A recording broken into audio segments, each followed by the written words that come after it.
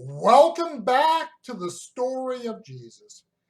Told by the Apostle Matthew, we are continuing our look at a particular passage in Matthew chapter 20. And we're taking this passage a little bit more, closely, looking at it a little bit more closely, taking our time through. Very significant passage about leadership, and unfortunately, not the most flattering passage about the apostles. Matthew chapter 20, and we're going to be reading verses 23 to 24. I will be reading from Eugene Peterson's The Message translation. Jesus said, "Come to think of it, you are going to drink my cup, but as to awarding places of honor, that's not my business. My Father is taking care of that." When the 10 others heard about this, they lost their temper, thoroughly disgusted with the two brothers. Most things in life do not happen in a vacuum. News of what Mummy did for her boys got back to the other apostles. In the NIV, the word indignant is used. The rest of the pack got their noses out of joint over what little Johnny and little Jimmy did. We have to ponder what got the rest so upset.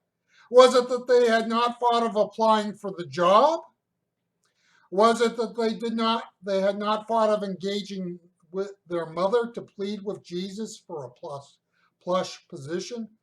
Was it they thought that these two brothers thought too highly of themselves?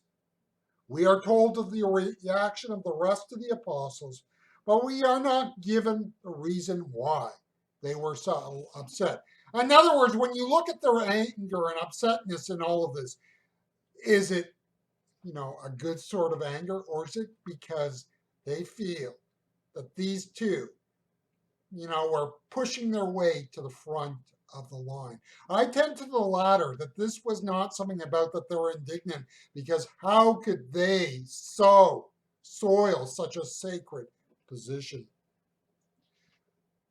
Squabbles happen in the churches. Churches clash and fight.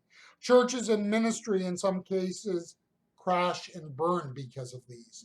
There are questions as to why this is so, and while the answers to these questions may have some value, they are ultimately of limited use. The point is that we can look at what happened and explain what is, but that does not ultimately address the question. You see, the shenanigans that go on in the church and ministries ultimately have not moved very far from where the apostles were in Matthew chapter 20. You see, the problem is not in the gospel, the problem is in the people. Squabbles and more happen in the church because people can be as worldly minded as those apostles.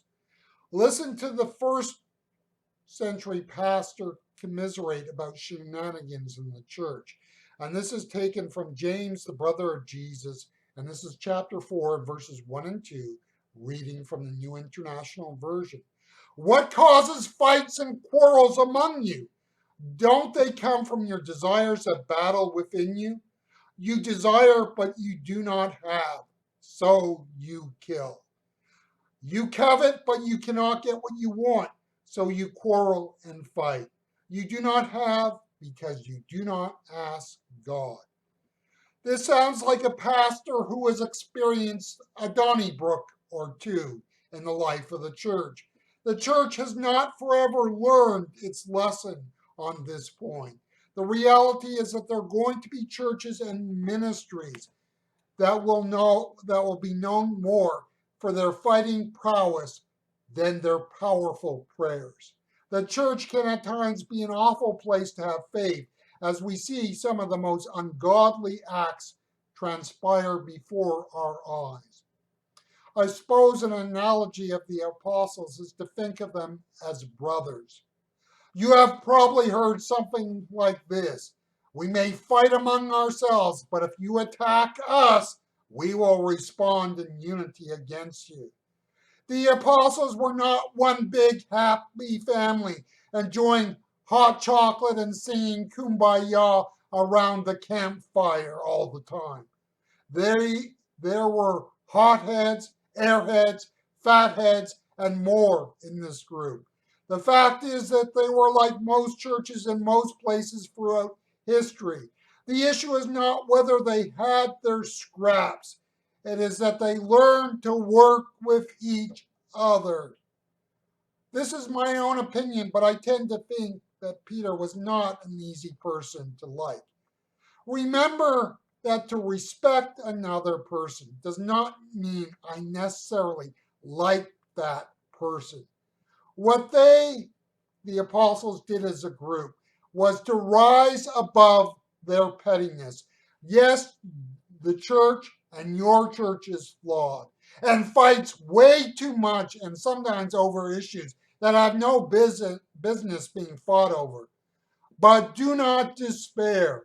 God worked through an unruly congregation in the first century, a congregation of 12, and from that was able to launch a worldwide movement of believers and fellowship in Christ.